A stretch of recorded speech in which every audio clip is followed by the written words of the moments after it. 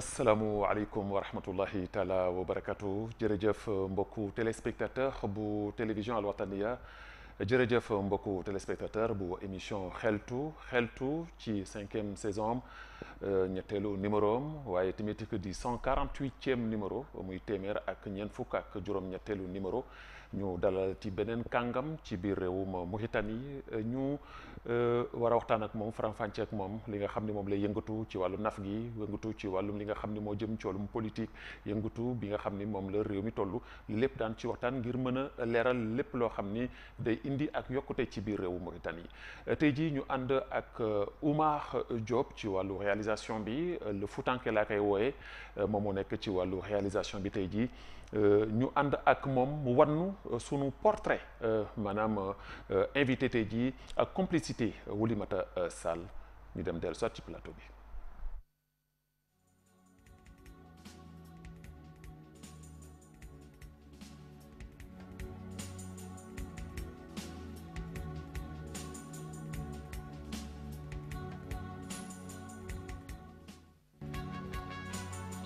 seen émission xeltu si ñetteelu numéro bu saison 5 Babacar Naam dalal Yaly Ndiaye moom nag Yaly mi ngi juddoo ci Njaago ci atub junne ak juróom-ñeenti téeméer ak juróom-ñaar fukk ak juróom-ñaar daal di fa tàmbale ci école tout tànk yi foofu ci Njaago gannaaw gi nag la ko waajuram bu góor jëlee foofule ci école ba daal di ko yóbbu ci ëttu kilifa diine bu mag bi nga xamante ni ñëpp koo ràññee di góor gi Taar Ñang ngir mu jàngi ji fa alquran bi mu ko fa mokkalee nag moom Yaly Ndiaye gannaaw gi nag la ni dafay wuutu baayam ci mbiru naf yi bu mu ci amee ay at nag moom Yaly daal di tàmbale dugg ci li nga xamante ni mooy mbiru jënd ak jaay tàmbale ko ci diggante Nouakchott Zouérate ak Dakar ci atu 2005 ci la doon mareyeur mu daal di sos coopérative boo xamante ni ñu ngi ko dippee coopérative mool mu sosoon ko ci atub 2010 mu doon fa njiit ba nag biñ ko tàmbalee ba tey Yaly Ndiaye daal di am jéego yu am solo yoo xamante ni dox na ko jëmale ko ci coopérative boobule mu jëm ci mbiru yokkute mu amal fa benn keesu solidarité boo xamante ni mi ngi liggéey mbir yu am solo solidarité boobule jëm ci gaal goo xamante ni yàqu na ci ñoom ñu fay liggéey ñu daal di génnee ci koppar yooyu le daal di ko defaraat mu doon mbir bu am solo boo xamante ni moom Yaly mi ngi koy am di ko amal di lépp loo xamante ni jëm na ci wàllub jafe-jafe yoo xamante ni ñu ngi koy nemmeeku ci wàllub gaal yooyu la ñu daal di ko saafaral seen bopp ba génnee si lu toll ci 1 million wu koppar ngir saafara mbir yu ni mel Yaly Ndiaye daal di dugg ci wàllu politique. bi mu ci duggee nag mi ngi ko tàmbalee ci parti bi nga xamante ni moom la ñuy wax Sirso ci atub 2013 la ko tàmbale mu jóge Sirso nag ngir fekk ji ki nga xamante ni moom mooy Biram Da Wula Abeid ci atub 2014 daal di nekk ci politique ba ràññeeku ci lool sax daal di bokk ci députation yi nga xamante ni ñu ngi koy waajal ci réew mi ci atub 2013 kii ñu nekk mu daal di samp ndënd mit ci mairie bu Njaago ngir bokk ci jongante yi nga xamante ni ñu ngi koy waajal moom ganu xeltu di Yaly Ndiaye amal na benn bërëbu liggéeyukaay goo xamante ni weer bu jot ñu ngi ci fay lu toll ci 17 doomaanub réew mi loolu nag jëm ci yoonu yokkute tey ganu xeltu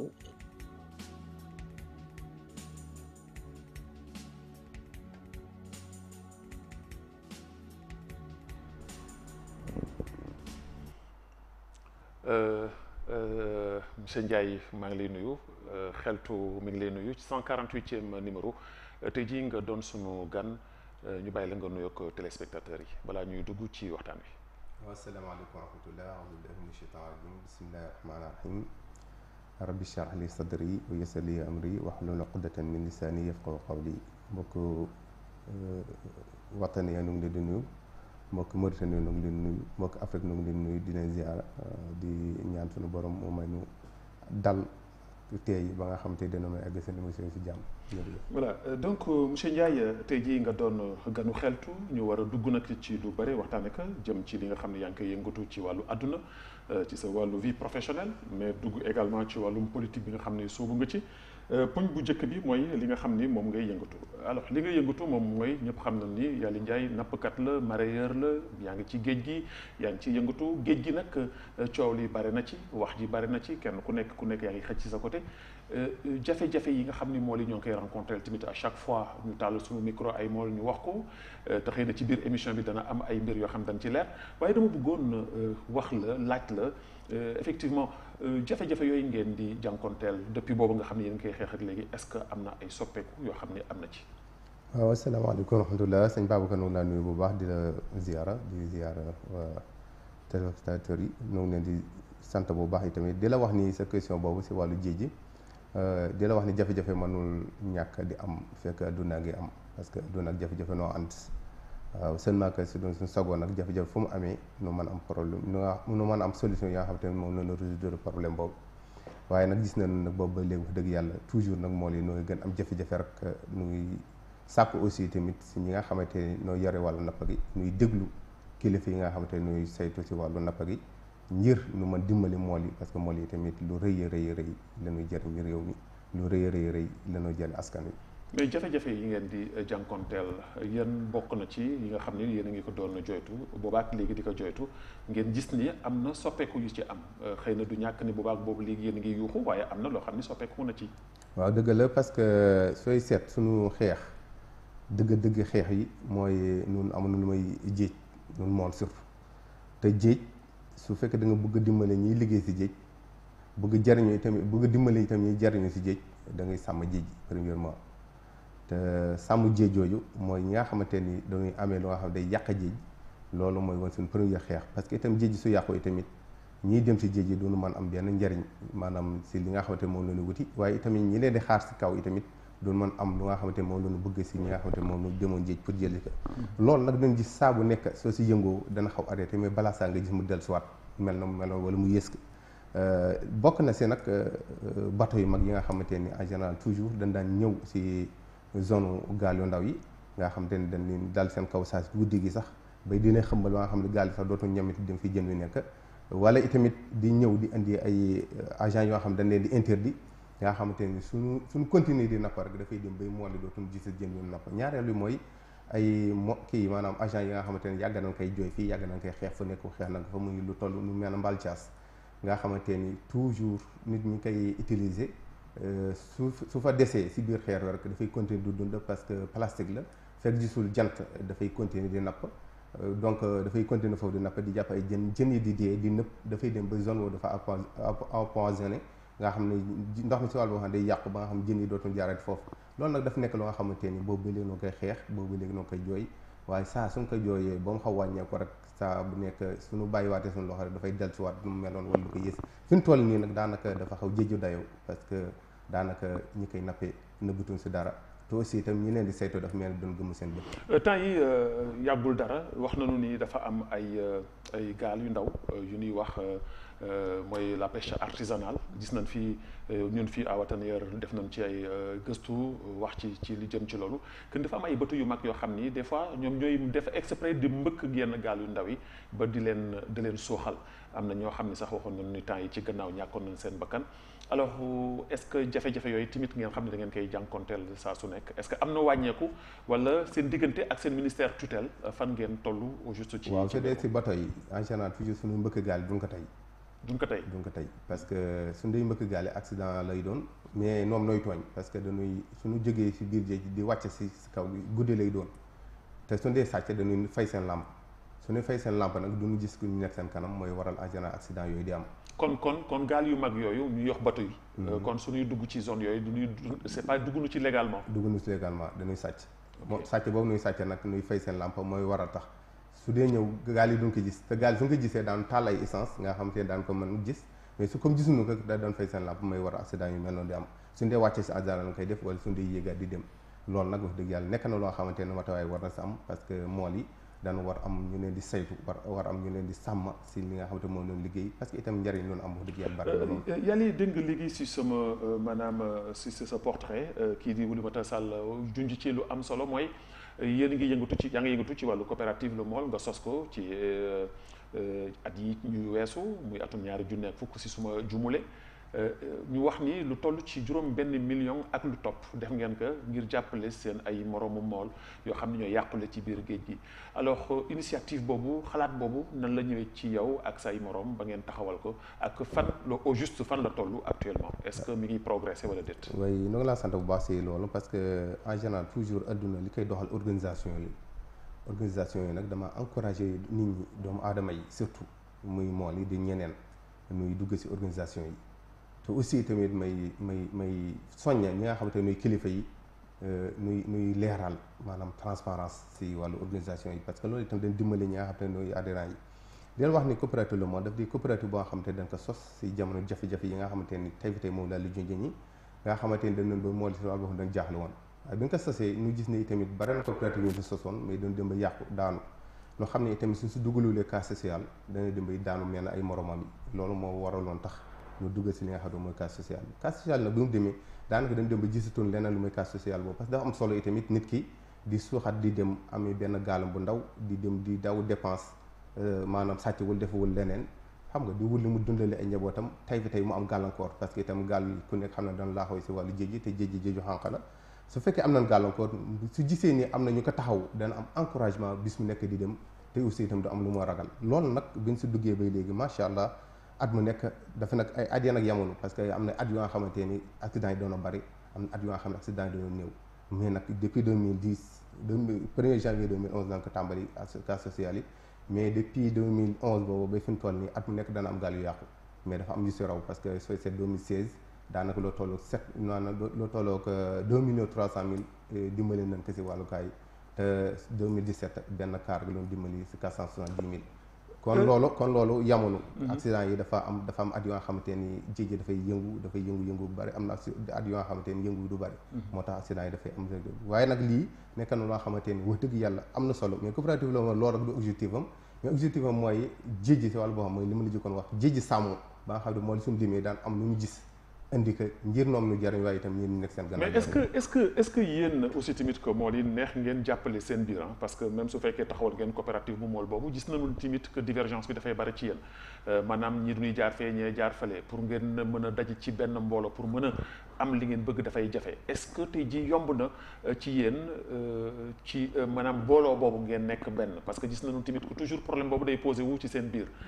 coopérative Le Mool yéen nga ci taxaw am na yeneen coopérative yu nekk ci biir géej gi kenn ku nekk di xëcc côté est-ce que loolu tamit dana yombal seen liggéey waaw est-ce que ku nekk di xëcc côté wala ku nekk day liggéey ci côté kenn ku nekk di xëcc ci côté parce que am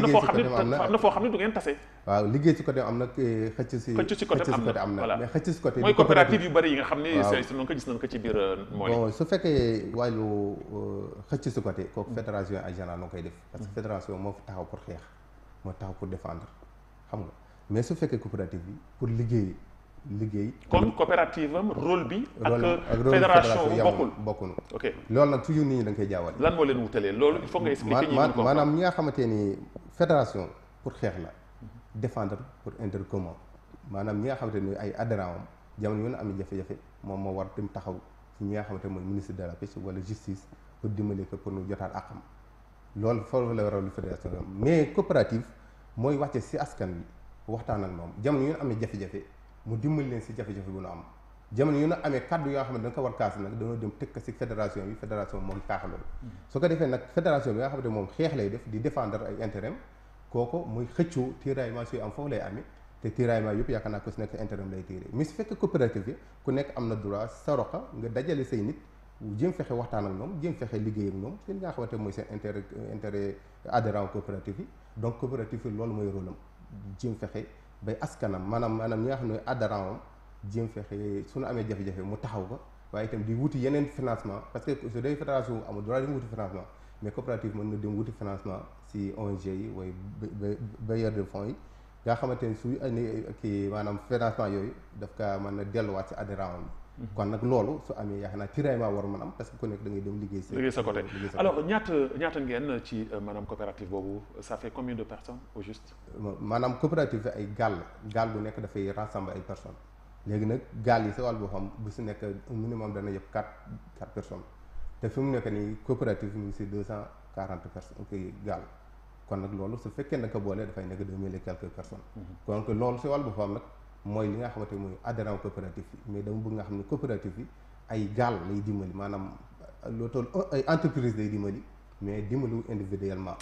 mais est-ce que am ngeen assurance ci wàllu liggéey bi ngeen di liggéey parce que gis nañu ni géej amul bànqaas amul foo jàpp te risque la te defe naa du n'importe qui moo ciy dugg gis nañ fi ñoo xam ne jóg nañ fii di taxaw ne ay moo la nu buñ fa duggee dañ fa des alors est-ce que am ngeen assurance pour tey jii wala yéen ngi dem ci benn assurance bu leen di assurer pour que su ëllëgee genre problème yi su mën amee ngeen mën a xam ne tamit que ni li ngeen di liggéey tamit que ça fait partie de l'économie aujourd'hui de waaw assurance bi nu am moom mooy assurance extraordinaire bu nga xamante ne daanaka barawul ñu ko am fii mooy képp ku bokk ci coopérative yi da ngay verser 1000 ouguiya par mois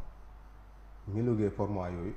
jotwul dara ak li nga xam ne soo yàqalee daan di ko dimbali parce que ku yàqalee dañuy xool sa matériel du mu toll 60% dina la ko dimbali te doo si delloo dërëm maanaam dañ la koy dimbali dañ la koy jox daal gratuitement dañ la koy may gratuitement mais nag fokk nga respecté li nga xamante mooy engagement coopératif yi ci versement yi nga xam ne mooy am léegi nag li nga xamante ne mooy versement mensuel yooyu kon sa kees gi la jëm mais su fekkee yàqule am na adhérent bu nekk dañuy xool li nga xamante moom ngay mën verser ci ki nga xamante mooy yàqule te boobu léegi noo koy def macha allah amul yenn problème te at bu nekk macha allah ñoo koy amal leen alors Yaly Ndiaye ñu wax ni léegi sunu si sa portrait ñoo ngi koy wax di si insister mu jëm ci li nga xam ni da nga taxawal entreprise bu bees entreprise bi ñu wax ni fukki nit ak juróom ñoo ciy liggéey fukki nit juróom ci entreprise néewul tuutiwul ak entreprise wu lan la. entreprise bi ubbiwuma ko tey entreprise bi nga ko ubbee léegi mi ngi mat ñeent ba juróomi at parce que entreprise la boo xamante ni ay diggante lay samp ay nit nuy liggéey foofu di fa jariñu ma see jariñu. ci wàllu naf gi ku lu mel ni mareyeur. soo demee Ndiago am na maanaam campement bu nga xam ne nga fay liggéey am ay nit ñu fay liggéey soo demee Goy Sis noonu soo ñëwee si Nafsul noonu nga koy tase nga xamante ni fu nekk rek dana am ñu fay liggéey di fa jariñu yow itam nga see jariñu su ko defee képp ku nekk si biir entreprise bi di nga fa liggéey jariñ sa mbokk yi su ko defee man sama wàll boppa tuuti lu nga xamante am naa ko mu yokk di te duma ubbiwaat feneen noonu laa ko defee ba ma commencé yaakaar naa 5 personnes lañu woon mais léegi macha allah mi ngi gën yokk ba àgg si 15 personnes maa ngi noonu laa ñaan yàlla mu dem ba àgg si 1500 personnes pourquoi pas. alors Yaly ñu dugg nag ci maanaam politique dégg nga aussi tamit ko ñu wax ni en 2013 nga ñëw dugg ci langum politique. dugg ci wàllu sursaut nga jóge fa dem ci ñi nga xam ne ñoom ñooy waa IRA lan moo animé Yaly Ndiaye bu mu dugg ci wàllu politique. waaw alors que en général du ñuy wax ni nappkat bi moom nappkat la géej gi la war a yem warul dugg ci biir politique lan moo la animé. waaw dama lay sant foofu parce que di la wax ni doomu aadama su nekkee si àdduna war doo toog rek ni yàcc. waaw da nga war liggéey jariñ sa njaboot waaye itam da nga war liggéey jariñ askan wi parce que itam àdduna yi tooguñu fi dañuy dem te nit ku nekk itam war nga man am fulla ak faydu am jomu liggéey wàcc fi loo xamante ni ëllëg dina la ko xoole waaye itam muy lu rafet parce que itam ñaata ko fi nekk lu baax wala safaan kon nag noonu bi ñu gisee nii dëgg yàlla lii nuy liggéey am nañ si jafe-jafe te jafe-jafe su amee da ngay dellu fa jafe-jafe yooyu jóge nga dem wuti fa doole loolu moo nu dugal si politique parce que sooy seet xeex bi noo xeex si wàllu mbaal caas bañ kaa def yàgg na mais dama gis toujours foo ko defee rek bay di am résultat rek ñu jóge sa kaw nga xam si politique bi lañ jóge nooy directeurs yi nooy directeur généraux yi nooy secrétaire généraux yi nooy député yi nooy maire yi ñooñu lépp looy liggéey te du seen intérêt rek noonu wëlbati mën nañ wëlbati ko yàq ko kon pourquoi pas. mais ban intérêt lu ñu koy yàqee monsieur Ndiaye alors que ñoom tey jii ñoom ñoo war a garantir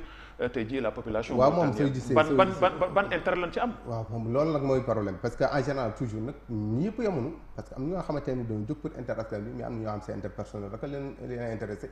ñi nga xam seen interpersonnel rek leen intéressé suñ ñëwee pour xeexe wala pour ñëw pour kaas ga nii mool yi dëgg naa leen àll soo ne jox dut xel xëy na nu noppi man de loolu laa gisee parce que loolu nag itamit su fekkee dafa am ñi nga xam te ne mool nag di dunde si biir mool pourquoi pas ñu dem man taxawal mool si biir assemblée nationale loolu soo amee yaakaar naa seen kàddu dañ gën porté seen kàddu dañ gën yéeg nit ñi daan gën dégg au niveau national au niveau international loolu mun dugal si politique te yaakaar naa ni bu baax am na si yaakaar ni li nga xamante mooy suñu yéene muy def lu baax ak dimbali askan wi suñu borom dem. mais lan moo tax nga jénn ci CERSO dem rallier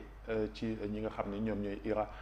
ci wàllu woowu aussi tamit que ñu nekk benn kuréel goo xam ni à chaque fois duñ leen di joxoñ ci maanaam ay ñaawteef yu nga xam ni duñuy wax ni ñoo koy def du nekk ñoo xam ni duñu radical bu mu ëpp seen yéene du jàmm mooy taal réew mi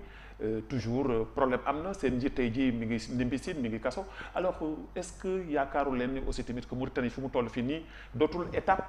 boo xam ni étape la boo xam ni étape bu fitna la waaye étape bu jàmm ak salaam la ñu lépp ñu toog ñu teg ci table waxtaane que ngir l'intérêt général du pays. waaw loolu maa ngi lay sant bu baax di la gërëm parce que surtout bi ma fa duggee première expérience politique 2013 la woon dama doon dugg rek pour xool fan muy politique ba. man loo tëb dugg xëy na si opposition bi mu ñëwee si sursaut yi tamit dugg naa fa première expérience mu jàll ma gis ni foofu du sama intérêt parce que comme man défendre intérêt bi moo tax a jóg te ñoom soo demee dañuy tàccu rek doon wax li nga xam ne muy dëgg ji kon pourquoi pas ma dem fi nga xamante ni su ma demee naa fi ñemee wax dëgg. yaakaar nga ni foofu la ñuy waxee dëgg. waaw man moom laa yaakaar nit ku nekk ak gis-gisam léegi nag su fekkee wàllu violence bi nga xam dañ ko wax moom daan ko dégg rek wala nit ñi di ko wax mais duñ ko mos gis si àdduna parce que aussi tamit suñu objectif mooy pacifique te incha allah moom lañ fas yéene dem bi jël réew mi incha allah. mais te itamit dama dellusiwaat di encourager ki nga xam te ne mooy suñu leader si pacifique bi nga xam ne moom la jàpp te bu ko seytaane dugal bëgg bu topp nit ñi ba nga xamante ne day def leneen lu bokk la pacifique bi nga xamante ne noonu mooy suñu objectif te pacifique boobu si la nit mën a amee lu nekk sama sëriñ Cheikh Ahmad Bamba dafa wax ni gannaaw yonent bi sallallahu alayhi wasallam képp kuy xeex te xeexule si pacifique li nga xeex dafay niil mais victoire doo ko si am kon nag loolu man dama ko gëm te dama koy doxee te ñun toujours loolu la ñuy doxee mën nañu joxeñ nag xëy na pour yàq suñu der mais bala àla kulli xaal kenn duñu gis si ay fitna kenn duñu gis si luy yàq. alors tey jii yaa ngi jëm di xëccoo ji Ndiago Yaly Ndiaye di ndaw fekk fa koo xam ni mën nañu wax ni mooy borom Ndiago moo ko moom ndaxte képp ku xam ci wàllu politique ak rëddaayu politique ak Mauritanie nu mu tëddee ak nu mu doxee ñëpp xam na ni kii di Bodiel Ould Houmeid nekk na koo xam ni c'est un renard politicien comme ni ko tubaab di waxee. samp foofu lu toll ci plus de 45 ans xale bu ndaw tey jii jógugul taxawagul ñëw ni tey jii day xëccu ak Ndiago est-ce que tey jii amul tiitaange Yaly Ndiaye amul tiitaange tey jii dem ci bataille boobu nga xam ni danger la pour moom. waaw moom ki nga tudde léegi te jaruma jaar ci turam mais le maire sortant nga xamante ni jéem nañ te dootul ñëwati incha allah. mais jaar ci turam tamit du wàññi dara. parce que aussi tamit que defe naa ni doomu Ndiago la. doomu Ndiago nga mën naa le maire sortant rek sunu maam. oui sunu maamaat ga parce que moom sunu maamaat yéen doon daan ànd. ñu wax nu koy tàccu macha allah amoo si moom confiance ba léegi comme sunu papa yi ñëw noonu wala sunu maam yi ñëw noonu sunu papa yi ñëw. dëgg yàlla sunu nijaay yi ñëw ñun nag wax dëgg yàlla waroon nañu man xejal avant nu nuy song politique bi dellu wax ni xale bi nga wax ni mën nga ko dindi parce que sooy seet maa ngi si 41 années 77 la te 40 ans en général toujours yàlla suñu borom subhanahu wa taala si la daan yemal yenn tey kon 40 ans doy na si nit ki mat li mu doon te aussi tamit si 40 ans li nit war a mën commencé liggéey te aussi tamit moom ñi nga xamante ni dafa nekk boobu bay léegi tey résultat bi nga xamante ne tey moom la am muy sunu ndam te ñu bari di ko méttalu mooy commune Ndiago da ngay gis loo tolloog 800 wala 900 personnes yoo xamante ni dëkkuñu si commune ba dañ leen jëli feneen ñëw indi leen foofu kon loolu déjà doy na si résultat rek si gàttal li nga xamante moom la fa def ni lii su fekkoon ni am na confiance si boppam wala liggéey na fa dara wax dëgg yàlla loolu du man am. mais confiance confiance mënul weesu heure bu ñëwee samp ndëndëm jël ndam la. confiance mënul weesu loolu monsieur Ndiaye. tey jii moom su fekkee ni tey jii def na 45 ans ci politique tey jii ba tey waa Ndiago di ko wóolu ça veut dire que tey jii xëy na résultat yi mu def la à Ndiago yoo xam ni wax invité nañ ko fii ci plateau bi wax na ko que résultat yu mu fa def ci wàllu njàng mi ci wàllu santé bi ci yenn jafe-jafe yi nga xam ne Ndiago am na ko tamit que te mu dind ko loolu defe naa ni xëy na yéen ma gën a xam Ndiago si sama gis-gis man mooy mosul am moom sa boppam mosul am adversaire si Ndiago c'est la première fois si ren ji ren la ko soog a am man loolu laa gis man ren lay soog a am te adversaire am ñan la ci Ndiago adversaire am man la du keneen te yow ñeneen ñi si des te yow donte ne cinq candidat nga fa mais monsieur amul beneen adversaire ba nga xamante ne moom am na ko mais monsieur Ndiaye yow mën nga taxaw tey jii di tegante ak mbagg ki nga xam ni non tegatu moom moom mbagg parce que kooku sunu maamu maamaat la laa wax kooku du ma tegatoo moom mbagg kooku wéeru na ku wéer na man waxantu baa waxam loolu moom foog mu leer si yow leer si ñi nga xamante ne nooy seetaan kooku waxantu moom kooku man dépassé naa ko parce que ku nga xamante ni moo waroon jox sëtam yi nu toog ba tey muy xëccu xam na ni moom si wàllu mais sët yu amul confiance seen bopp sët yoo xam ne aussi tamit seen loxo setul mu mën a diriger aussi tamit que commune mel noonu. loolu tax ma wax la li ma la wax tey moom si wàllu boppam li tax man la mooy man maay adversaire am fa ma jóge moo sore te boobu bay léegi façon xoqatal bu ne façon découragement bu ne def na ma ko te yaakaar naa ni ku am vision ay at depuis 2010 nga am vision benn côté jour bu ne su bëggee dem même suñu coopérative bi ma la wax am nañ financement boo xam joxoon nañu ko bi nu joxee financement boobu waa Cosmos énergie noonu ko jox ngir suñu liggéey bu rafet bi nga xamante moom leen présenté te adduna yëpp war ko rafetlu bi nu waree refinancer ba waa Dallas si wàllu boo xam rafetlu rapport bi nga xam ne moom lañ leen defal ndax ñin daan jox xëy na daaw nu ko jaaral fa mu war jaar nun nu jaaral fa mu war jaar ñi ko war jot ka te muy la première fois si commune bi mu amee nu war na refinancer moom dafa taxaw nu di signer lettre bi. mais est-ce que jaar ngeen fi ngeen war a jaar. pour mu jaar fi war jaar leen rek la mooy bind lettre jox ko pour mu signer waa Cosmos ñaan ka pour mu signer mu ni fekk man maa ko diriger du ko ma signer. mais lan moo man li ma wax ni télé laa taxaw de wax mais d'accord mais lan moo dox seen diggante. du dara moom du dara mais il faut qu'on soit très clair monsieur Ndiaye parce que yow mënoo weesu doomam. mënoo weesu doomam. alors tey jii je ne vois pas grandeur moom ak personnalité am. ni mu toll mën tey jii taxaw tey jii en face d'un jeune. comme yow tey jii nekk doomam tey jii mu mën tey jii taxaw di la xoolee beneen bët. bokkuma ak moom lan mooy problème bi au juste. dafa am lu ngeen seq loo xam ne lu ñu xamul la. sequma ak moom lenn lu jàmm mosuma seq moom lu du jàmm mosuma ko wax lu ñaaw mosuma ko def lu ñaaw. kon moom lan la doon mais bokk na objectif ma ak moom man sama objectif mooy soqali suñu commune. moom objectif am moom dégg nga ma rek. objectif am moom mooy nekk si kaw commune bi rek di noote nit ñi te kenn bañ jël si kawam kese mooy objectif am. du leneen du objectif am lu may jéem fexe nekk si kaw nit ñi maanaam kaw di noote rek nga xam moo faa nekk kilifa moo faa buum di buum bi koy jaar si moom nga war jaar koy jaar si moom mu xaqatal la. mais liggéey na ko monsieur Ndiaye te loolu mais loolu liggéey na ko moom ma rek déglu ma liggéey na kilifa la moom su fekkee liggéey na kilifa la man su fekkee bokk ma moom objectif politique dafaa tax mu war ma commencé wàlle ay nitam kaa yi nga xamante ne moom na bokk si biir coopérative parce que coopérative xam nga du politique coopérative dafa faa nekk te man maay président bi maay président bi xam nga sama bokk sama premier adjoint déglu ma defal politique sama trésorier général si parti la bokk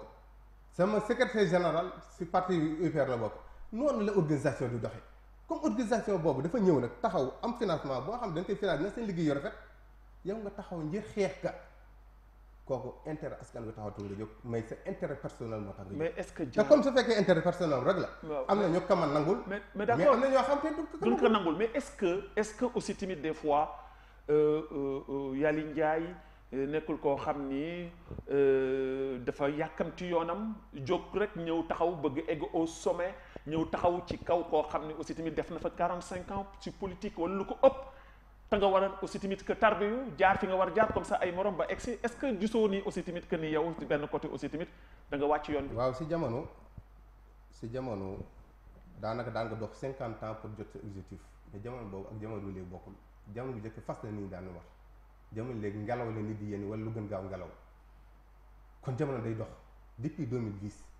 maa ngi si langa bi di dox di liggéey am fu ma teg sama bët. mosuma raay mosuma tàppal mais li ma intéressé mooy askan wi man moom mos intéressé ko nga xamante ne askan wi intéressé wu la maa ngi moom dul bokk gis-gis yàkkamti bi nga wax man nee naa lu ma xaleel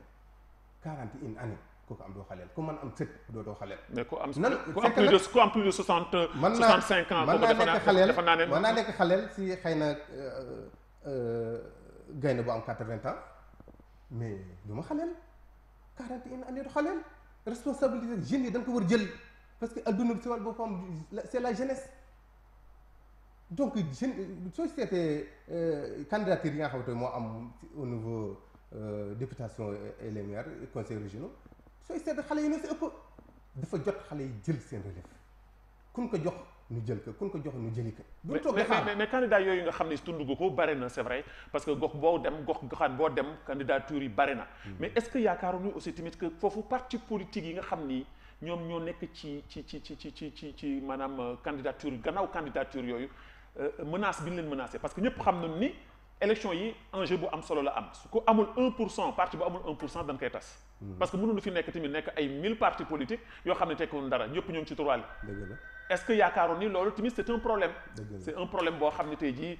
loolu moo waral tax tey jii ngeen ndaw ñi ngeen fippu ngeen jóg. waaw sant na la bu baax si li nga xam ne moom bon li nga xamante ne moom nga indi mooy wàllu 1% boobu loolu c'est très important parce que réew bi ko war a def sax dafa yàgg parce que am na parti yoo xam parti capable ak lan mais aussi tamit dafa am loo xamante ni nit ñi dañ ko war xam mooy luy jot dafa jot te tey fi tey réew mi ni muy doxee ku ne xam na ko ku ne gis na ko aussi tamit nun baat nun jeunesse bi dañ si gisu woon suñu bopp comme tey fi tey ubbil nañu daanu gis suñu bopp tey mooy dañoo jóg engagé wu parce que engagement moo manque Mauritaniens yi engagement jeunesse bi moo manque Mauritaniens yi te tey fi tey dama gën a rafetlu jeunesse bi yi nga xam te dafa suubu si parti politique yi parce que loolu moo na mën am yaakaar ni ëllëg maanaam secteur politique bi ëllëg mën na am résultat parce que lu jeune bokkul ëllëg yaa xëy mu leen lu jeune bokkul dara du fi sotti. mais jeunesse bi tey mais jeunesse bi tamit que monsieur Ndiaye mënul dem ñoom kese il faut que ay mag topp seen gannaaw. loolu mënul ñàkk mais mag ñi si wàllu boppam noo war li nu am ñu jox ko jeune bi puus leen ñu dem mooy li ma gis yenn parti yi te loolu am te loolu moo waroon noonu am suñ commune tey fi tey su fekkee ka fa nekkoon def na lu mu war def wala mu jaar fa mu war jaar ñun suñu kalaat ñun suñu kalaat leen intéressé wu mooy askan wi nañ dund si jàmm nañ am lu mu war am kon nag loolu su fekkee ñun dañu nekkoon si cadre social bi nekk si jéji di liggéey nekk di dimbali si nit ñi sa su fekkoon am nañu ku ñu ubbil yoon wi du ñëw gal si politique bi ñu fewut mais su fekkee nag foo dem nu bloqué la fan laa bloqué nga dem fa agsi fa kon yow te nan xam kon yow da nga dugg ci politique pour xeex pour jot non pour jot suñu àq xeex ak jot sa àq bokkuñu tey fi tey exemple bi ma laa jox mooy coopérative la moom jox nañ ko financement bëgg nañ ko joxaat financement nii liggéey bu rafet bu mu def ki amee signature maire Ndiago ni du ma ko signé fekk yéeli moo fa taxaw te askan wi yëpp. te noonu la ko waxee te noonu la ko waxee te askan wi Ndiago yëpp xam yéeli li moo dox ak fi moo dox ak fi mu teg tànkam ñëpp xam nañ ko amul ko werante moom mu xam ko mu ne du ko def kon yéeli am na droit comme moom citoyen la comme moom am na droit wuti li ma wut te foofu su fa yéeli taxawee bay di signé. man wóor na man bailleur de fonds yoo nga xamante ne taxaw nañ pour dimbali Ndiago pour soxal leen te ka fa nekk boole ko leen si boor bu ne Yelli Ndiaye dana ubbi ñëpp ku nga xamante ne bëgg na fi investir dana ubbil yoon wi ba nga xamante ni lépp loo xamante ne bëgg nga ko doxal pour soqali commune ba soqali dëgg ñi nga xamante ne mooy jigéen ñi nga xamante ne fa nekk di bay ak su ci seen doom yi indi jën yenn yi nëpp mën na ko def nu kaa géeje di dimbali leen ngir yàlla ñoom na woon soqali parce que askan wi sooy seet banque mondiale financement yu mujj yëpp noonu la parce que gars yi noo ngi clandestin di dem Europe pourquoi parce que ñi nga xamante ne ñoo fa nekk comme ñu mel nii kaymaa yaa xam ne nanga woonu bàyyi nekk fa te dul fa def dara mais ñooñu ñoo waral nii di clandestin di dem mais tey fi tey su fekkee dañu bëgg financement bi ñëw na gars yi ñi ko war jariñoo ko yow nga taxaw ñi te fekk kii àndalu ma lu mu bokk du ma ko signé mais gouvernement bi war taxaw def intervention def ko mais su fekkee gisuloo ko la dimbali sëy wajaro noo ngee dee si xiif doo classé sëy man ne bala maa dee fii si gàcce ma dem wuti kii te su yol jiyaat laa dem su boobaa de moo tax waa banque mondiale del si waat pour dimbali ñi nga xamante ne mooy société civile bi pour dimbali ñi nga xamante ne nu ngay bay nu bay ñi nga xamante ne bon man noonu nappi nu nappi ñi nga xam ne néew leen doole nu dimbali leen te loolu dama koy encouragé di dimbali di ubbi itamit bunte bi si ñi nga xamante ne mooy société yi nga xamante ne wala mooy ONG yi nga xamante ne jëw nañu pour dimbali Ndiago parce que Ndiago itam point la stratégie la boo xam ne ñëpp soxla nañ ko gaz de pétrole am na fa d'accord port baa nga fan nu faa defar parc baa nga fa bara jaman seen wet te waa Ndiago amul sax ndox mu naan te lii dafa nekk loo xamante ne ñëpp dañ ko war taxaw gis nga ki nga xamante ne moo fa nekk ñi nga xamante ne taxaw nañ ko àndal ka sama gis-gis moo ñëw intérêt commune bi saxawul leen ah mais non man je ne suis pas d'accord avec yow je ne suis pas d'accord ak yow parce que yow ñi foog ma leeral la waaw d'accord mais yow ñi ànd ak yow duñu ànd ak yow parce que duñu ànd ak yow ci conviction moom mi ngi fa depuis maintenant léegi ci mandat mairie bu commune bu mujj bi ci at yi fi def yi mais avant loolu am na ko fa nekkoon def na fa ñaar fukki at ak lu topp invité nañu ko ci plateau bi fii wax na tamit que moom tamit que gis-gisam ak Ndiago tey ji soo xoolee ñoo ñëpp tey ji ñoom ñoo ngi taxaw tey ji si gannaawam ànd ak moom alors tey ji yow est-ce que du danger ci yow nga ñëw tey ji njaago nekk xaleel waroon ramper ba egsi nga ñëw tey jii ñëw di song ñoo xam ne ñoo la ëpp expérience téeméeri junni yoon ci wàllu politique gën la xam yoon bi gën la maîtrise yoon bi est-ce que du danger ci Aly Ndiaye moom yàlla moo fi ne te yàlla mooy joxe nguur moo koy jox ko ko te kenn du fi nekk wëy da nga fay jógee sa morom ñëw ala kulli xaal man nag du ma ñëw am sama objectifu defar fekk fi ñoo xamante ne maa ngi ñoom bëggul justice parce que boobu ba léegi noonu fa tey dara dafa taxawu fa su dee wax dëgg rek dara taxawu fa kon man su ma visé li may visé mooy sama yoonu bopp comme ñi fa nekk gis ma ku ma fa doy sama yoonu bopp lay jël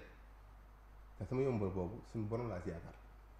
te encore yéene bi ma am man ak pas-pas bi ma am naa yaakaar ne dinaa atteindre li nga xam ne mooy sama objectif werante sikki sàkku ma ko man soo gisee man la ñi nga xamante ne noo ànd ak moom gisuma ni intérêt commune moo tax parce que kii nekk fa si 5 ans yi kese depuis ma temps maaw yi déglu ma rek depuis temps maaw yi moo fa leader mais njaago dispensaire déglu ma tuuti déglu ma leeral dispensaire ba fa nekk waaw mag ñi noo ko fa tabax mais matériel ba fa nekk moo ko fa def benn matériel na ko njaago amul infirmier amul sage-femme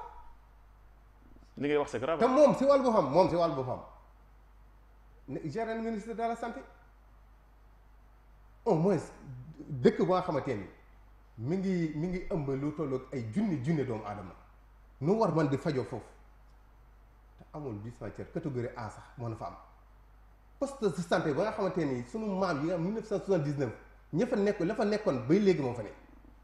bi mu ñëwee lu mu def changé zinga defaat fa beneen zinga bu bees c'est tout. mais lii xam nga lii. xam nga lii si wàllu boo xam. dafa di gàcc sax ci doomu commune bi. waaw d'accord mais man ñu toog di seetaan lii. non mais man je ne suis pas du tout convaincu ci li nga wax parce que le maire actuel bi ngay wax invité nañ ko fii ci plateau ba te li mu wax aussi tamit que c'est clair parce que li nga xam ne def na ko foofu ci wàllu santé soo demee nee na ma leer na nañ gis nañ ko maanaam ay matériel nga fa su fàllee si wàllu école bi invité nañ fi aussi tamit que le maire sortant bu fa nekkoon mu wax aussi tamit que tey ji njaago bokk na ci wàllu résultat ci wàllu njàng mi ci zone bi gën a baax tey ji ci zone boobu alors soo taxawee ni ma tey ji dara nekku fa ci wàllu santé dara nekku fa ci wàllu école ndox amu fa man daf may xaw jaaxal xam nga njaago am na ay doomam yoo xam dañ leen formé woon si wàllu santé bay indi leen fi njaago nuy liggéey faale wun leen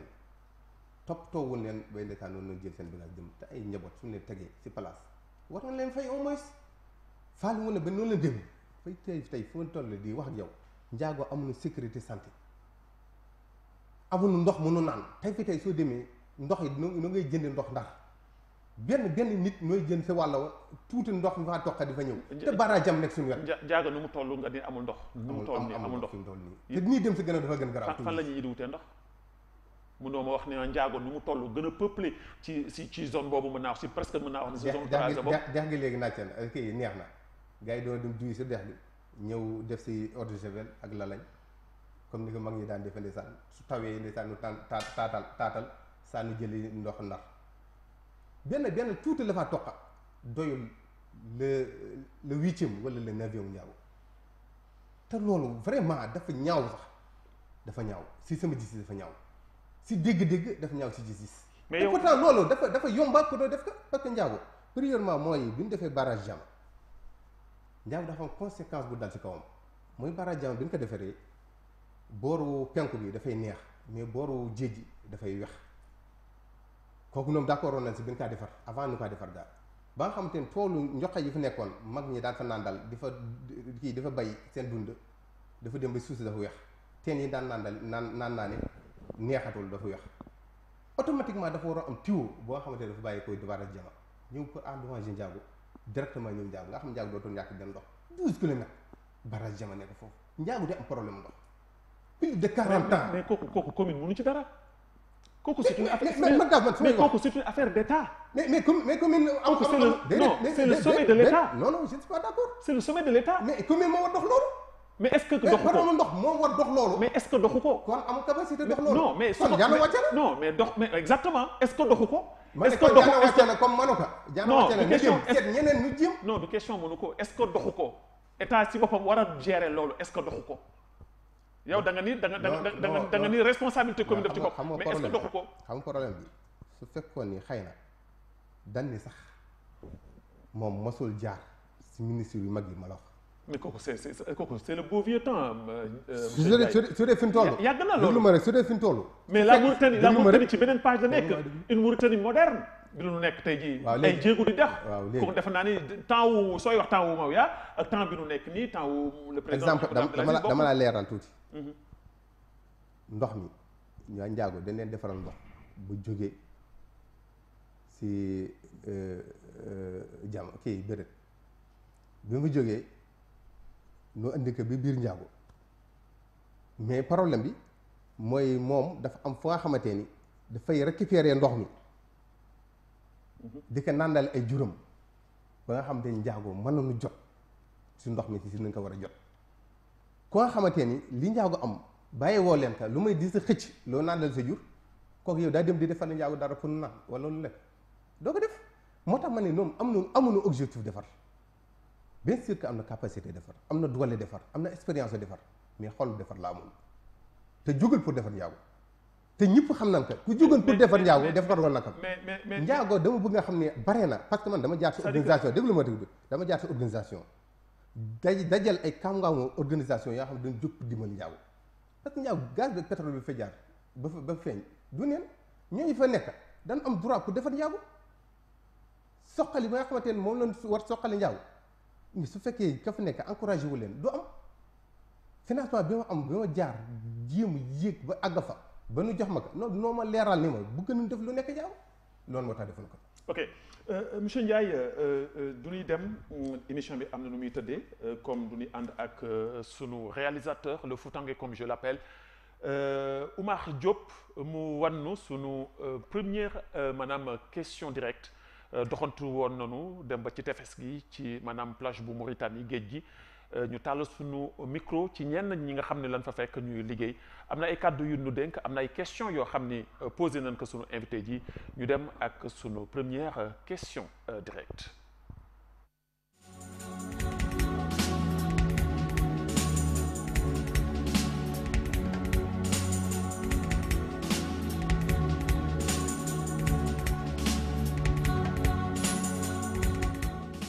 asalaamaaleykum wa rahmatulah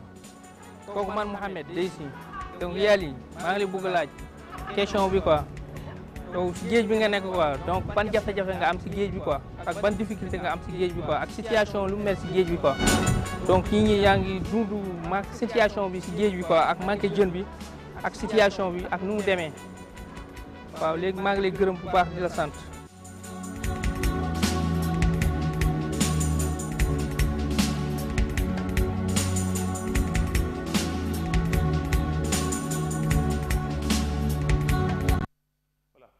monsieur Ndiaye kii marchand ambulant la mi ngi nekk ci biir géej gi dégg nga li nga xam ni posé na ko comme question moom yamu rek ci moom du nappkat du jën ak di jaay mais moom ci ñoom ci boppam ñi nga xam ne ñoom ñooy jënd di njaay maanaam marchand ambulant lañu di jaay ay tissus di jaay lu nekk ñoom ñoo ngi ci biir tefes gi xëy na dañ daan dund boo xam ne xëy na permettre na leen ñu doon gagner seen vie di si dund mais soo déggee li mu wax mooy jafe-jafe yi maanaam tar na lool ci ñoom. alors dégg nga li mu la laaj lan ngeen di wax ci jafe-jafe yi yéen ñi nga xam ne yéen a sóobu ci wàllum politique tey. waaw nguur gi ki nga xam ne moom jëkk concerné mooy le président Mouhamadou Abdou Aziz war na mën a fexe gën a yaatal renseignement am xam li nga xam ne moo xam si dëkk bi parce que jéej dafa nekk loo xamante ni su taxawee rek automatiquement dëkk bi yëpp da nga koy yëg kon nu war jox mool yi cër bu mat sëkk war leen ma dimbali encouragé leen parce que suñu doxalee rek. fépp dafa feeñ ñëpp da nga koy wax léegi nag premier problème bi nga xam ne moo am si mool yi mooy dañ ne la nga yóbbu carte d'identité original te jiit ku ne xam ne lu mel identité original nga yóbbu identité original su waddee pour nga amal identité rek problème la su amee sa doom amul këyit maanaam amul identité nga wutal sa këyit bu weex yooyu nga am xamul problème yi état civil problème yi serment bu am soo demee su la jàppee 100 000 ouguiya ngay fay. te pourtant da ngay gis ay gaal étranger 100% étranger. mais déglu ma tuuti 100% étranger romba la mais comme benn homme d'affaires ak amee rek marié amul lu na wax ak moom. mais monsieur Ndiaye monsieur Ndiaye c'est un état de droit lu nekk un état de droit lu nekk am na yoon yoo xam ne mën ngeen fa jaar waxtaan discuter ba trouver une solution. fi nga gis nii moo tax man la le président Mouhamadou Abdou Aziz dafa xippi bi tam seet li nga xam te moo am si dëkk bi parce que am si ñoo xam ne xoolal mbali yi nga xam dëkk de moom est-ce que su fekkoon ni yéen seen liggéey bu rafet bii amul ba nga xamante moom xëy na gis na que dañ dem di taxaw te xoolal mbalit nga man jël mbalit si yenn zones yi dem yóbbu si yenn zones yi mel ni ñëpp doon ay nit loolu nag mu am si mbalit noonu la amee si jiij comme benn mareyeur bu am doole moom gaal yi tey muy ay 100% étranger dañ leen bàyyi mu dem sans problème mais comme Mauritanien nga rek te xëy na sa mbokkaa la amee bëgg na la décourager benn kayit soo ko manqué nu téye la te gis nga loolu dafa indi problème sa réew moo tax man ne la jéej fekk si réglé wuñu situation yi te pourtant ñi nga xamante ne moom ngay wax ne ay politiciens njaagaloon doo gis ko nga xamante ne problème dana am ci jéej gi nga ñëw gis leen nu taxaw si tefes gi au moins nu taxaw ñu diw ñëw na tey jéej doo ko gis. mais est-ce que lenn na la xaar surtout kii laa wax nii est-ce que defuñu ko à leur manière. non man moom di jéej la dëkk moom. jéej la dëkk fii laa. mais man problème pour man. kii su fekkoon jóg na. kilifa dafa am niveau boo xam ne aussi su fa eggee. dafa am ñu ko taxawal. gis nga le maire sortant Ndiago lu mu bëgg si réew mi rek moom la comme moom dafay mbëggoon ni ñoom waaye déglu ma rek ay njaago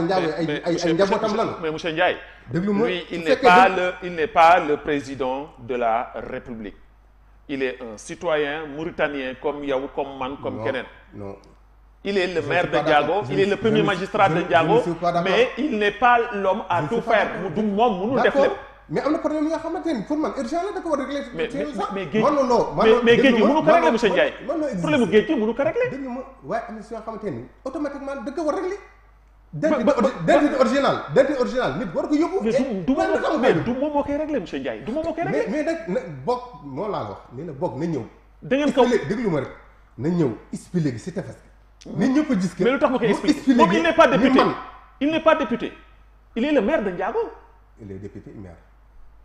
il n'est pas député maire. mais même su ko dégg mu wax sa ensemble problème moo lii te pourtant il est député. mais écoutez. man na gis nga am na si yoo xamante ne amul raay amul. non amul laqal non écoute dama ne la moom il est député. même su fekkee maire mais il est député mosuñu ko dégg mu wax su lu jëm si problème mu mool yi lenn lay def problème bi nga xamante am nga ko soo ñëwee wax la ka mën la man kay ëllëg dama bëgg nga jàppale la problème boobu pour ëllëg nga jàppale ko man du ma dox si yoon du ma si dund ak gëwuma ko parce que problème bi mooy soo amee problème justice nu war la tëj 2 ans dana ñëw rek la ko ba une semaine doo ko fa am mais problème bi mooy chien lay gàlla sa loos dootoo liberté fekk moom mi ngi dund. non te loolu man laa du dox te am na si loo xamante ne loolu duñ ko nangu. mais c'est-à-dire que man loolu tam man la jéeji dafa nekk loo xamante ni état bi daf si war taxaw. voilà foofu laa bëgg nga dugg fa état moo war a régler. mais jafe-jafe jafe-jafe géej ñi nga xamante ne nooy comme man noo taxawal fédération. su fekkee war nañ dem su war a dem mu am fa nga xamante war na fa kàllu moom en tant que député waxatuma wax maire di doomu Ndiago taxaw ni dafa jóg bu dimbali Ndiago au moins na nga ko dégg benn yoon ensemble moo taxaw jooy no man xam ne kii war na ngay wax waaye waxam kañ la gars yi faalu. mais est-ce que wala boog au moins benn jour dañu war a est-ce que yow xam nga raison yu tax waxul. complice rek man loolu rek la ko gisee complice rek. parce que les problèmes bi mooy complice lan xam nga man su ma Babacar su ma ñëwee xoj la kenn ñëw xool na gis ma xoj la nga sonn sa biir xonq coy ma wëlbati ko dem complice la Ndiago sonn na mi dañu diyee ndaw yi jigéen ñi nga xamante ne nooy liggéey fii ci jéej kii jën nga xam ne seen njaboot yi suñu wàccee nooy jël jën yi yóbbu ko si marché ba suñu demee benn agent bu ndaw moo leen di dàqal ñeneen jóg leen ngeen dem te pourtant ñooñu lu dimbali lu bare lu dimbali askan wi daanu yombalal jën yi ñi nga xamante ne moom lay wut parce que ba tax doona passe dem jéej waaye aussi itam dina dimbali seen askan dina dimbali seen borom ok monsieur Ndiaye heure bi mi ngi dem ñu ànd ak le Foutangué noonu laa ko tuddee tey jii Oumar Diop mi nga xam ne moo nekk tey jii à la réalisation mu wan suñu deuxième question directe.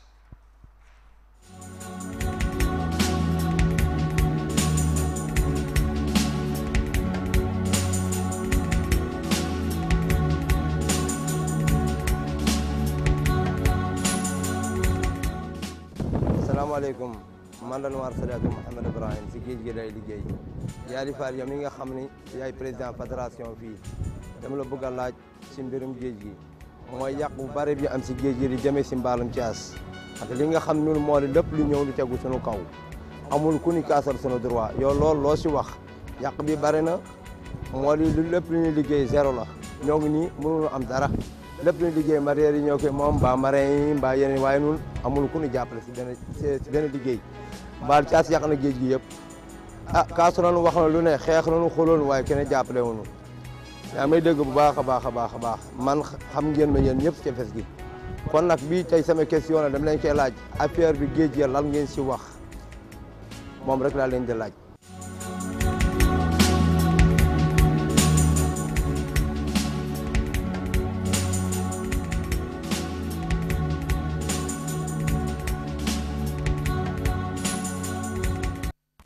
voilà monsieur Ndiaye man ci moom question fenn rek lay rebondir ci question pour nga tontu ci mooy li mu mujj wax muy mbaalum Thiès moom je pense bien que ni mbir la boo xam ni saafara pour mu am ko jafe na lan ngay tontu ki nga xam ni moom mooy sunu. waaw mbaal Thiès moom daanaka moo tax sax nu sos coopérative la moom te boobu ba léegi noonu si liggéey te moo sunu tegg suñu tànk dëgg yàlla façon bu nekk dag def nan ko mais nguur gi moo su mën jàppale moom kese moo su mën jàppale kenn mën na si jàppale mais avant nguur gi dafa am benn point bu sensible bu si nekk si mbaal Thiès mooy suñu mbokki sénégalais yi nga xamante ni tey fi tey suñu mbokk lañu suñuy dëkkandoo lañu noo bokk lépp man surtout Ahmadou Wun Jag la nga xamante ni moo jur sam papa moo jur maama Oumou Khayri Ndiaye bi nga xam ne moo jur sam papa Abdou Salam Ndiaye maam Salam yaa xam ne doo Ahmadou Wun Jag bi ñu ngi si loolu Ndar ñooñu man dimbali ñoom Sénégal yi parce que la majorité 90% noonu la noo koy napp. ñoom ñoo koy nappee mbaal Thiès. mais est-ce que ñoom Sénégal yi mën nañu napp boobu loo xam ne tey ji neexul nguur gi fi nekk est-ce que du loo xam ne waaw mooy li ma la waxoon fii rek parce que moom déjà dañ leen interdit maanaam du nappe fi nun mënoon nañ jóg xeex bay signalé leen pour nu bañ leen fi napp mais jéji yaatoon jéji yàlla la ku ñëw mën nga am si wërsëg mais li nga xamante ni mooy yàq jéji nu invité leen si waxtaan ak ñoom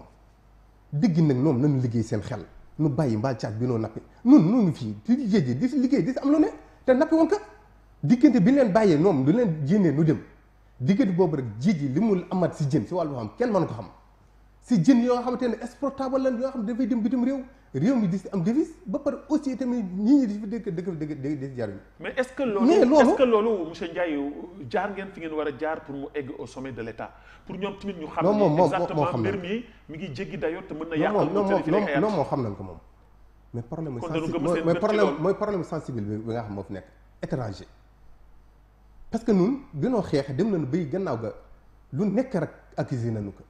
dañ leen bañ dañ leen nangam te fekk ñun noo bokk réew noo bokk jéej noom Sénégal la nekk ñun fii la nekk jéej su yàqoon noom nooy gën sonn kon ñun comme noo bokk même intérêt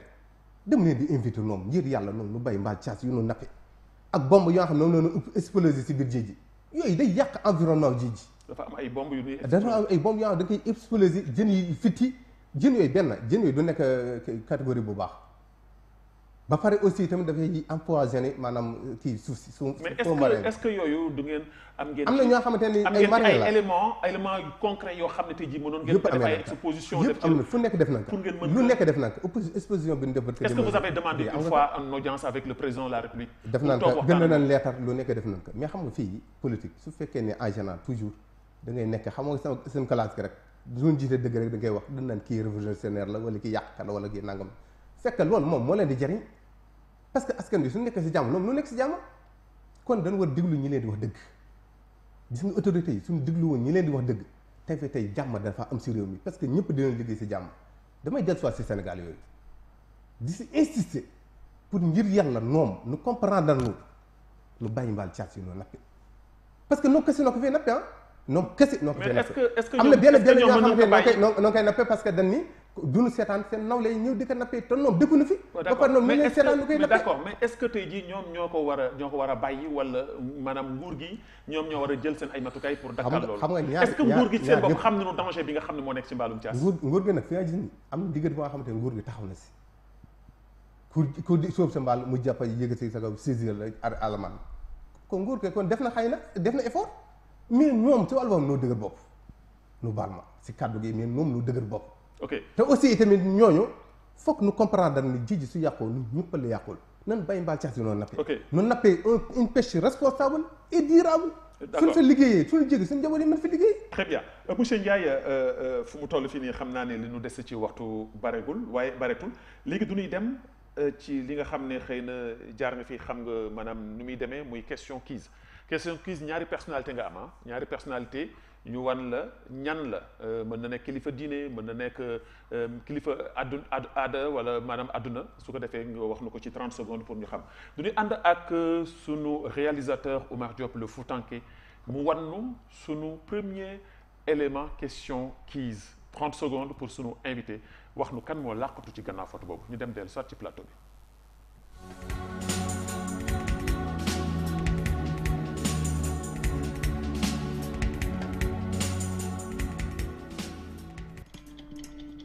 alors monsieur Ndiaye kii kilifa politique la nekk fii ci biir réew mi kilifa politique di intellectuel nag borom xam-xam bu nu ràññi ci li ñuy def muy wàllu communication am parti politique aussi kan lay doon.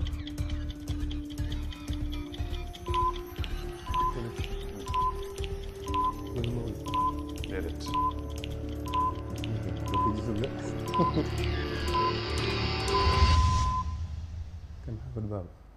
Kan Hamidou Baba. Ouais. Alhamdulillah. Voilà, Kan Hamidou Baba. Voilà, muy le président Kan Hamidou Baba. De passage, ñu koy nuyu. Voilà. Sans tarder, ñu dem ci sunu deuxième élément avec le Foutanké. Tey jii defe naa ne xam naa ne moom gaa ñi daanu wax tur bu bees bi. Voilà, donc ñu dem ànd ak Oumar Diop pour sunu deuxième question quiz.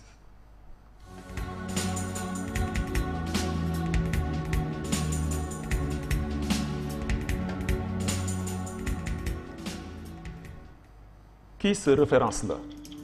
koo xam ni ci wàllu diine sa référence la bari na loo xam ni moom da nga koy tudd kan la sa référence la ci wàllu maanaam diine ak islam. loolu Cheikh Ahmad Bamba Khadimu Rasul. Cheikh Ahmad Bamba Khadimu Rasul ñu xool ba xam Oumar tey moom da ngeen làq seconde yi 9 secondes 8 secondes ñu dem xool ba xam ndax dana ko trouver wala déet.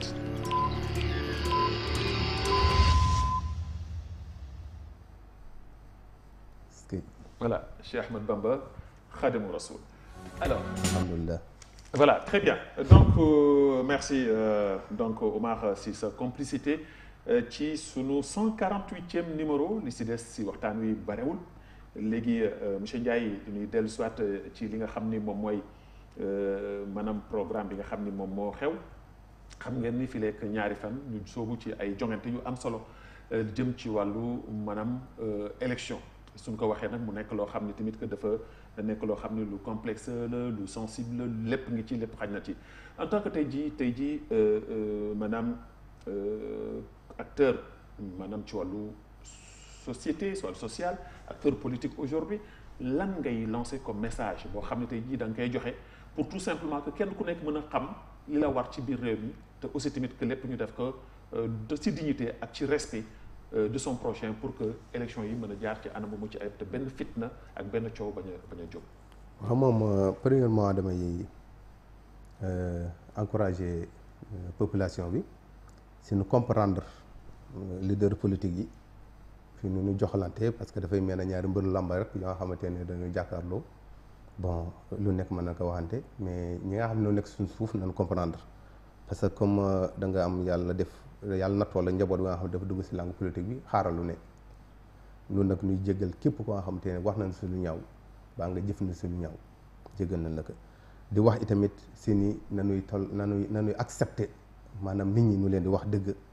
nanuy accepter aussi tamit nanuy delloo li nga xamante ne mooy li nga xamante moom loonu lancé comme li naan molde kon nag ñi nga xamante ne comprendre rôle politique dama leen di encourager rek pour nu comprendre leader politique yi si nu nuy doxalante ak nu nuy joxalante bañ si dugal mbokk gi parce que nit ki mën nga bokk ak moom muy sama nijaay parce que tey sama nijaay Moustapha moom laa jonkote si wàllu UPR te wax dëgg yàlla gisuma tamit benn njariñ moom am nan ko comme su ma dee waxee noonu. Non ba amul benn njariñ ñoom ñëpp la yem parce que ay taalibe ak sëriñ nam la rek parce que koo xamante ne da nga jur. Moustapha c'est un grand cadre. sama nijaay Moustapha taalibe sama waa ji ma la doon wax la. mais sa waa ji lu tax te comme taalibam la moom. allah kulli xaal ala kulli xaal xam nga li ma wax rek. comme moom sama maam la waaw sama maam baat mën naa jox sama maam dama koy jox cër ko waaw moo tax bëgguma jaar si turam direct sama maam comme moom sama maam maanaam talibam la normalement warul fu ma jël lu may mënu ma tari lu may li mu jàng ma gis ni ñoom ñooñu yàgg nañ faa nekk mais soo leen gisee si politique rek en général politique a jot soo gisee nu waxtaan ak nit ñi rek di sàmmoot ak nit ñi di waxtaan noonu rek politique a jot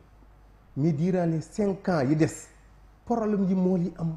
problème yi askan wi am problème yi njaago di dundi doo leen gis doo leen dégg doo dégg nu bind si këri dem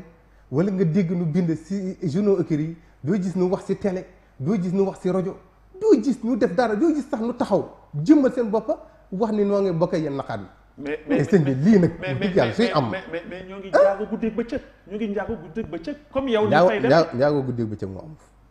mais ay doomu jaago loolu doo ma wax ni ma doo ma wax ni ma daanu toog ay weeru man ci biir dëkk bi quand même man leader la leader nurawul ak ki nga xam du leader ki du leader la mais comme yow yaa taxaw pour laaj askan bi maanaam pour laaj commune yow dafa am noo xam ne moo nga war taxawee yenn seetaan yi nit war ko def kilifa war ko def kilifa buy seetaan si réew kii si këram rek surtout njaboot ga tasee moom moo leen tas moo tax ñooñu nit ñi daa bëgg nu yeewu te xam ne mburu foofu ko fëriñ gis nga ñooñu ma gis foofu man baat ma gis ma loolu doy naan est-ce que xëy na man na am ñoom ni ma gisee man xëy na ñoom lañ gisee est-ce que doo am mbetteel ci loolu aussi tamit parce que aussi comme dañuy wax ni des fois suufeel nit ki tamit ko wala xeeb nit ki tamit mën na lakk sa daay de noo ngay wax changement dañu bëgg changer dañu bëgg nangam mais pour man nit ki sa wàll boo xam da ngay nekk nit ku changer après bala ngay changer dara parce que nit ki su fekkee ni sa adduna yëpp maanaam da nga jóg pour dialogue nit ñi jaar seen kaw kase vraiment loolu su fekkee noonu nga nar dundee moom changement doo ko mos def si àdduna muy interpeller aussi tamit ñiy wax ni ma si opposition la nekk ñoom noo nekk si pouvoir te may wax ni at yu bari pouvoir moo amee maire Ndiago moo amee commune Ndiago mais taxul dara sotti fa waaye itamit ñuy dem si élection présidentielle j'espère début 2019 kan mooy jël réew mi man nga ma ko wax wala noonu mën naan ma ko wax yàlla xam kon pouvoir bi noo wax na nga ko bàyyi pouvoir amatu fi fu mu nekk nii pouvoir bi fi mu toll nii jeexal na kan mooy falu waaye léegi kon nag moom nanu bàyyi di mbubboo naan ay pouvoir la ku ma jàppalewul jàppale pouvoir ku mu jàppal pouvoir par exemple Mouhamadou Aziz moo ne leen képp ku nekkul pouvoir su dee liggéey dama kaa arrêté dama kaa boole ko xanaa moom du wax loolu xanaa nag moom wax dëgg yàlla moom résultat la bëgg président de la république lu mu gëm mooy résultat la bëgg mooy résultat ak liggéey la bëgg loolu nag fokk askan wi xam loolu nii ñi fa nekk liggéeyuñu moom intéressé gis nga suñu dee wax fii lay jaar jéem fale comme moom dafa bëgg a liggéey su gisee ku bëgg a liggéey dana ànd ak moom liggéey waa commune bi nan xam loolu nan xam ne aussi ne pouvoir bi na wax nañ ko dindi pouvoir amatul pouvoir bi jeexal na te depuis 2019 changement dana am incha allah d'accord tey jii da nga am loo junj léegi ñu jeexale fa émission bi mooy maanaam tey jii le bilan du président Mouhamadou Abdel Aziz tey jii su ma la laajoon tey jii loolu nga ma ciy wax c'est un bilan satisfaisant réalisé na loo xam ni am na ñu bëre ñu fi jaar te réalisé woon ko loolu au moins que tamit c'est mérite la waaw moom def na fi dara donte ne toggoon naa fii ni def dara gëm sam bët ni dara def na fi dara mais wër vraiment li mu def nag moo dëgg yàlla doyuma su ma doyul ma ànd moom mais doyuma li mu def doyul pour man su ma dee noté si français daal waaw 5 sur 10 laa kaa jox mais 5 sur 10 moyenne la koo xam ne ñu fa nekkoon defuñu 1 sur 10 moom mu ñëw def 5 sur 10. am na 5 mérite la man am na 5 sur 10 daal. parce que def na fi aéroport boo xam ne tey jii aéroport international la. yooyu yëpp moo tax def na fi ay tëli yoo xam ne yu rafet la. def na fi ay étages yoo xam ne mosuñu ko xam ci Mauritanie. canalisation baa ngi nii sonalaan na ñi tey jii gis nañu Nouakchott capitale bi yëpp canaliser nañ ko am na ay projet yeneen ak yeneen yu taxaw. waaw c'est que nag Babacar wax dëgg yàlla war nañ ko mën a mériter loolu aussi tamit. c'est que nag Babacar nit ñi bu ñu xool ni loolu mu def rek doy na pour man doyul